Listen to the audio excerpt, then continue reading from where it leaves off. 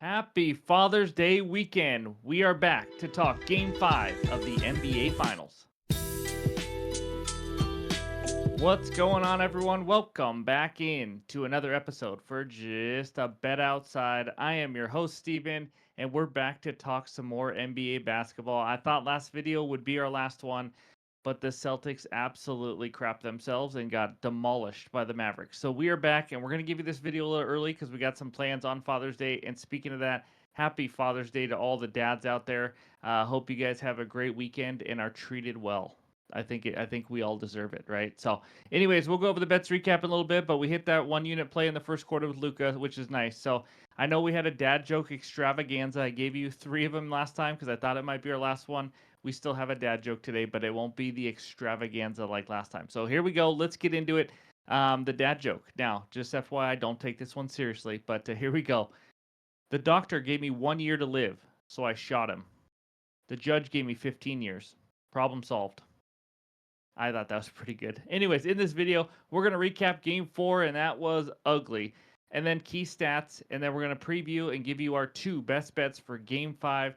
And then, of course, wrap it all up with the bets recap. So hit that like button, leave a comment below like you guys do every single day. And if you're new to the channel, hit that subscribe button as we're on our way to 26,000 subscribers.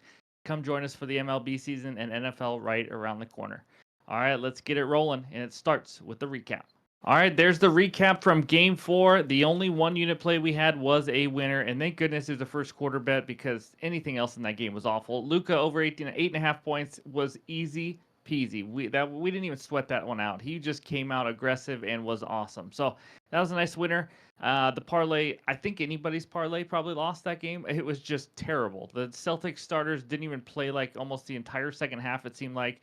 It just lost. I mean, the under hit, that might be the only one. Luka even went 0 for 8, and they still crushed him. So either way, half unit. We were just throwing that out there, trying to have some fun. I did like it though, but when you have a game like that, nothing you can do. So there's the playoff record. We gained a half unit that day, and that is from Game 4. Now, before we get into Game 5, let's talk the key stats. All right, like we do every game, these are the key stats, the potential assists and the rebound chances from the last game and the averages for the series. But I'm going to be honest with you, last game's stats mean pretty much nothing to me. I mean, it was an absolute annihilation. The Celtics starters barely played in the second half. So take it for what it is. I'm still going to give you the stats for the last game, but you might get more out of the averages that you see in yellow underneath for the averages, rebound chances, and potential assists. So as you can see, Jaylen Brown only had 2 dimes because he only had 4 potential assists. Jason Tatum 3 on 5. Just low volume, low minutes. It doesn't mean a lot to me, but they've been averaging more. Obviously, you see Jaylen Brown almost 5 assists per game on 9.5 potential assists, and then you go to the rebounds.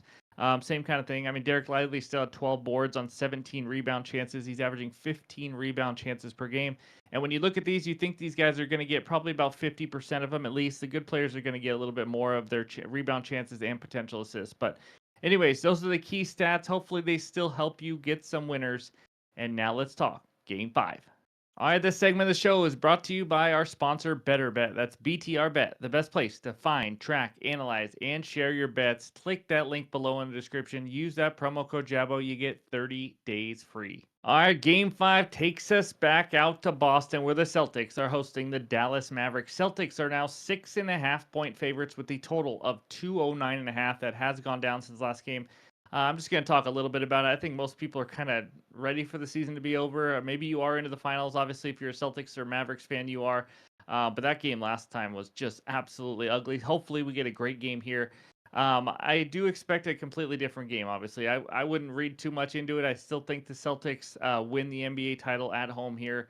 I'm kind of pulling for the Mavs just as a fan, just so you guys know. But I do think the Celtics win. So and also, only in the NBA can you lose by 100 million points like the Celtics and then turn around and play the same team 2 days later or 3 days later and be favored by 6.5 points because it's just the NBA. That's what it is. But you're here for the bets. I got 2 best bets for you. The first one I love. The second one is going to be a half unit. But this first one is a 1 unit play.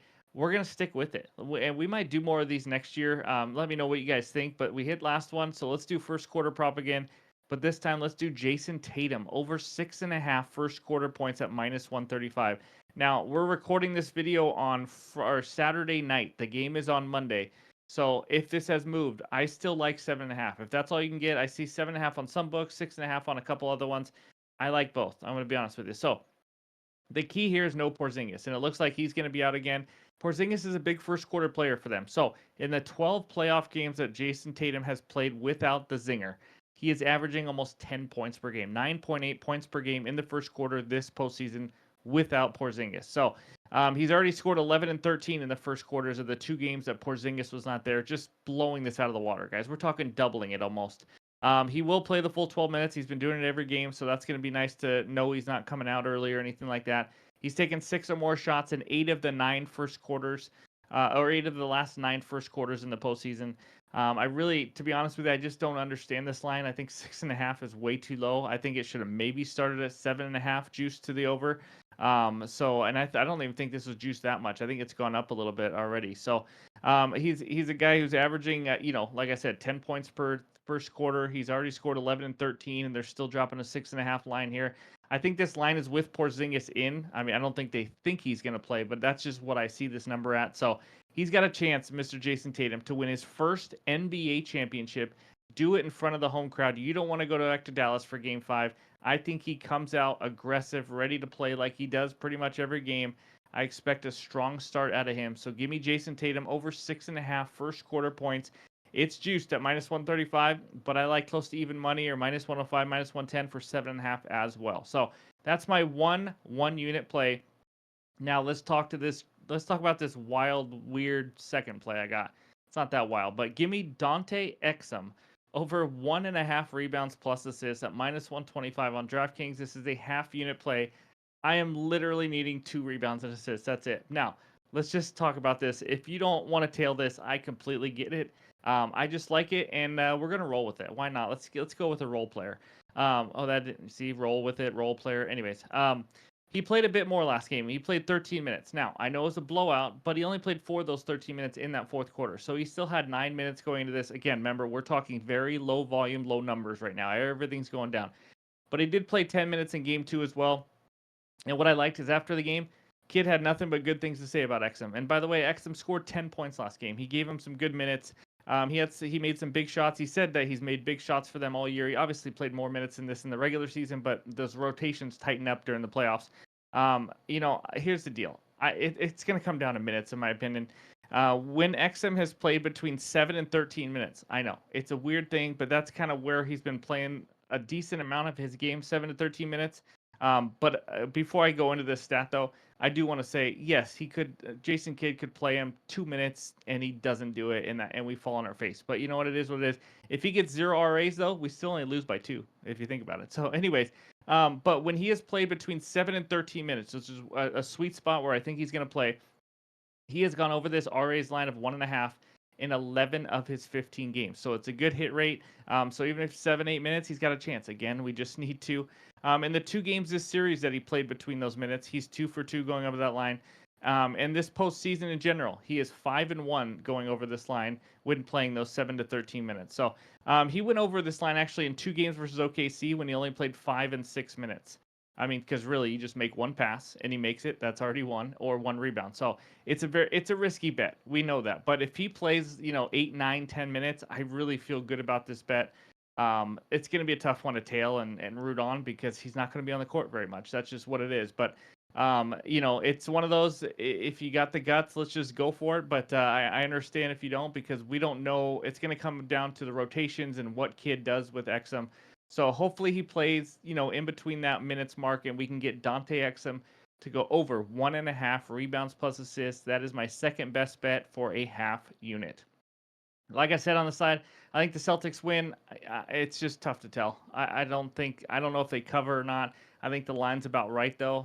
So we'll see what happens. But anyways, this now may be our last NBA video. We will find out. But those are my 2 best bets, the key stats, and let's check out the recap. All right, there they are, the 2 best bets. First one for 1 unit, Jason Tatum over 6.5 first quarter points at minus 135. It is juicy. If you can only get 7.5, I like that too. He has a very high hit rate. I think it's only 1 less without Zinger at 7.5. So I don't think that's a huge deal either. But that's my first best bet. Second one, Dante Exum over 1.5 rebounds plus assists. I laugh even when I say it out loud. It's the lowest line I've bet on all season. Hopefully, he can get 8 to 10 minutes and he can get over this 1.5 RAs line. That is a half unit play for me. I still may add another half unit play. We'll see. We got some time since we're getting this video out a little early. But again, thank you guys for listening. I appreciate it all season long.